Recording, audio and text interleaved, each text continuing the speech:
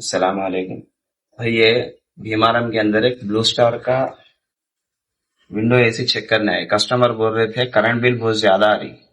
हम लोग आके एसी चेक कर लिए तो पूरा कूलिंग कॉइल और आउटडोर का कॉइल सब कुछ चौक होके है।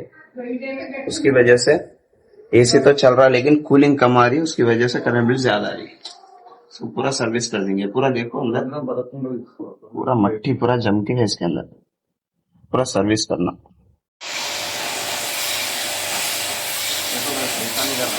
ये दिख रहा ना।